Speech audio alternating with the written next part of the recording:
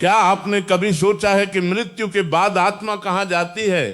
क्या वह तुरंत इस संसार को छोड़ देती है या कुछ दिनों तक अपने घर और परिवार के आसपास रहती है?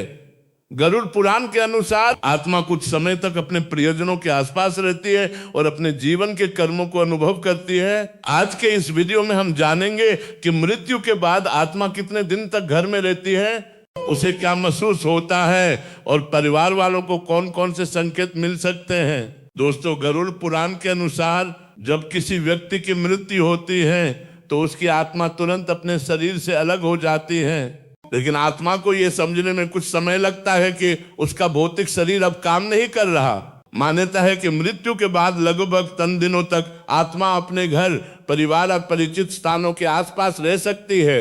इसी कारण हिंदू परंपरा में 97 दिन विशेष संस्कार किए जाते हैं ताकि आत्मा को शांति और आगे की यात्रा के लिए शुभकामनाएं मिले।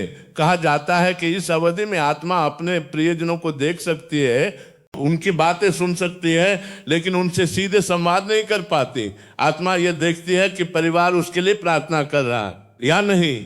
यदि घर में शांति, प्रार्थना और श्रद्धा का वातावरण हो तो आत्मा को संतोष मिलता है। इसलिए कई परिवार इन दिनों में दीपक जलाते हैं, मंत्र जप करते हैं और श्रद्धा पूर्वक स्मरण करते हैं। अब हम जानते हैं कि हमें पता कैसे चले कि आत्मा हमारे आसपास है, यानी आत्मा की उपस्थिति के क्या संकेत होते हैं। धार्मिक मान्यताओं के अनुसार कुछ लोग इन संकेतों को आत्मा की उपस्थिति से जोड़ते हैं, जैसे अचानक किसी परिजन की याद बहुत तीव्र होना, स्वप्न में दिवंगत व्यक्ति का शांत रूप में दिखाई देना, घर में अनायास आध्यात्मिक अनुभूति होना, किसी स्थान पर असामान्य शांति महसूस होना। इन अनुभवों की अलग अलग व्याख्याएं हो सकती हैं, तो इन संकेतों से हमें समझ जाना चाहिए कि वो दिव्यांगत आत्मा हमारे आसपास है। अब मैं आपको बताता हूं कि इस समय परिवार वाले को क्या करना चाहिए। यदि परिवार अपने दिवंगत सदस्य की शांति के लिए कुछ करना चाहता है तो ये कार्य किए जाते हैं।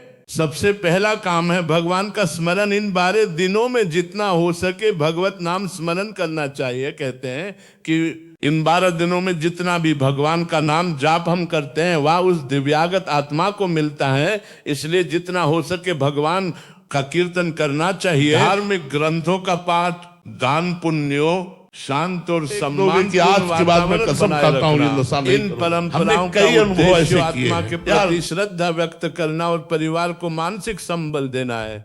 बंधु, धार्मिक मान्यताओं के अनुसार आत्मा मृत्यु के बाद कुछ समय तक अपने परिजनों के आसपास रह सकती है और इतने दिनों की परंपरा इसी श्रद्धा से जुड़ी है।